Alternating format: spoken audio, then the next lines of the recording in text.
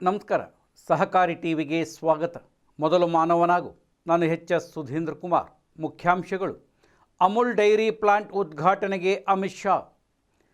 Mizoram apex bank 25.56 ಕೋಟಿ ರು ಸಾಲಗಳಿಗೆ ಅನುಮೋದನೆ. ಜೂನ್ 14ರಂದು ಪಶ್ಚಿಮ ಬಂಗಾಳದಲ್ಲಿ 700 ಕೋಟಿ ರು ಹೂಡಿಕೆಯೊಂದಿಗೆ ಹೊಸ ಡೈರಿ ಪ್ಲಾಂಟ್ಗೆ ಅಮೂಲ್ ಶಂಕುಸ್ಥಾಪನೆ ನೆರವೇರಿಸಲಿದ್ದು, ರಾಜ್ಯದ ಹೊಸ ಸರ್ಕಾರದ ಅಡಿಯಲ್ಲಿ ಮೊದಲ ಪ್ರಮುಖ ಕೈಗಾರಿಕಾ ಯೋಜನೆಗಳಲ್ಲಿ ಒಂದಾಗಿದೆ.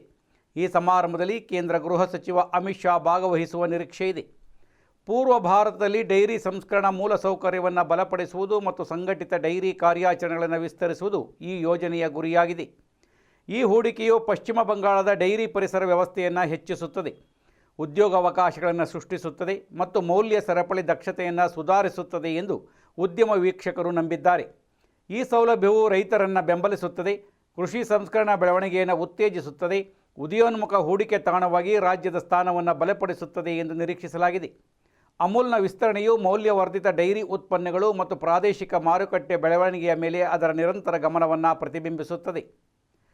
ಮಿಜೋರಾಂ ಕೋಆಪರೇಟಿವ್ ಅಪೆಕ್ಸ್ ಬ್ಯಾಂಕ್ ಲಿಮಿಟೆಡ್ನ ನಿರ್ದೇಶಕರ ಮಂಡಳಿಯು ಬುಧವಾರ ಐಜ್ವಾಲ್ನ ಟ್ಯುಯಿಕೋವಾಲ್ನಲ್ಲಿರುವ ಬ್ಯಾಂಕಿನ ಪ್ರಧಾನ ಕಚೇರಿಯಲ್ಲಿ ಲೈನ್ಯೂನ್ ಸಂಘ ಅಧ್ಯಕ್ಷತೆಯಲ್ಲಿ ಸಭೆ ನಡೆಸಿತು.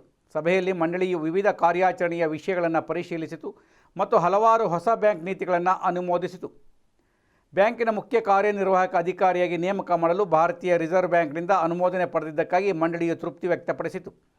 ಮಂಡಳಿಯು 25.56 ಕೋಟಿ ರು ಮೊತ್ತದ 108 ಸಾಲ ಅರ್ಜಿಗಳನ್ನು ಅನುಮೋದಿಸಿತು. ಅನುಮೋದಿತ ಸಾಲಗಳಲ್ಲಿ ವ್ಯಕ್ತಿಗಳು ಮತ್ತು ಸಂಸ್ಥೆಗಳು ಸಲ್ಲಿಸಿದ ಕೃಷಿ ವ್ಯವಹಾರ ಚಟುವಟಿಕೆಗಳು, ಹ್ಯಾಂಡ್ ಹೋಲ್ಡಿಂಗ್ ಉಪಕ್ರಮಗಳು ಮತ್ತು ಚರ್ಚ್ ನಿರ್ಮಾಣ ಯೋಜನೆಗಳಿಗೆ ಹಣಕಾಸು ಸೇರಿವೆ. ಈಗ ಮಿಜೋರಾಂ ಕೋಆಪರೇಟಿವ್ ಅಪೆಕ್ಸ್ ಬ್ಯಾಂಕ್ ರಾಜ್ಯದಾದ್ಯಂತ 35 ಶಾಖೆಗಳ ಮೂಲಕ ಕಾರ್ಯನಿರ್ವಹಿಸುತ್ತದೆ. ಬ್ಯಾಂಕಿನ ಒಟ್ಟು ಠೇವಣಿಗಳು 1928 ಕೋಟಿ ರುಗಳಾಗಿದ್ದು, ಅದರ ಒಟ್ಟು ಸಾಲ ಬಂಡವಾಳ 1281 ಕೋಟಿ ರುಗಳಾಗಿವೆ. ಬ್ಯಾಂಕಿನ ಕ್ರೆಡಿಟ್ ಠೇವಣಿ ಅನುಪಾತವು ಪ್ರಸ್ತುತ 66.50%